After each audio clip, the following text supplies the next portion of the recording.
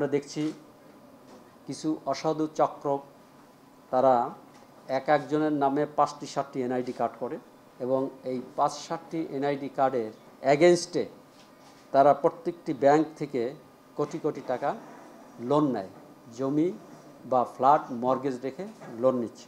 আপনারা জানেন যে কোনো ফ্ল্যাট বা ল্যান্ড যখন মর্গেজ রাখা হয় তখন CIB, credit information bureau, Bangladesh ব্যাংকের একটি অঙ্গ সংগঠন, কোনো ব্যক্তি যদি কোনো ফ্ল্যাট বা জায়গার এগেনস্টে লোন নেয় তার ডকুমেন্ট সেখানে সংরক্ষিত থাকে।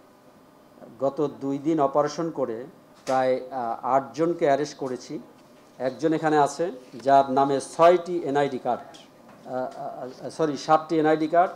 এই 7টি এনআইডি কার্ডের মধ্যে 6টি এনআইডি কার্ড এবং ওই ফ্ল্যাটের 6টি দলিল, ডুপ্লিকেট দলিল ওই অফিসের যারা কর্মচারী আছে তাদের সহযোগিতায় তুলে 6টি ব্যাংক থেকে লোন নিয়েছে। আইএফআইসি, ডাচ বাংলা ব্যাংক, অগ্রণী ব্যাংক, আইপিডিএস লিজিং এজেন্সি, লঙ্কা বাংলা, অ্যালায়েন্স ফাইন্যান্স। এক ব্যক্তি একই ফ্ল্যাট ডুপ্লিকেট দলিল তৈরি করে 6টি আর্থিক প্রতিষ্ঠান থেকে লোন নিয়েছে 8 কোটি টাকা এক ব্যক্তি।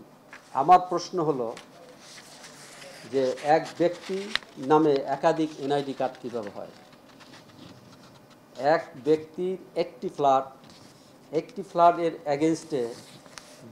ফ্ল্যাটের এগেনস্টে বিভিন্ন ব্যাংক থেকে কিভাবে লোন নেয়? আজকে আপনাদের ডাকার এইটাই আমার উদ্দেশ্য যে কিভাবে প্রতারক চক্র তাদের বিভিন্ন জায়গায় এই প্রতারক চক্রের দ্যাট ইজ অর্গানাইজ ক্রাইমে এরা জড়িত।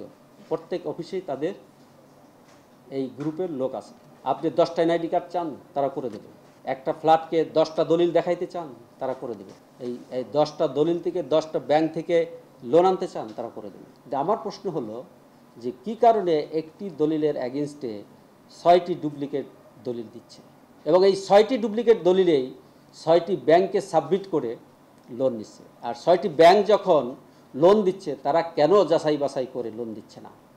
কেন তারা ওই দলিল দেখা মাত্রই, নিশ্চয়ই তাদের সিস্টেম আছে, আইন আছে, নিয়ম আছে যে কেউ যদি মর্গেজের এগেনস্টে, জমি বা ফ্ল্যাটের এগেনস্টে লোন চায়, নিশ্চয়ই তাদের সেই সিস্টেম আছে যাচাই বাছাই করার, সিআইবি আছে।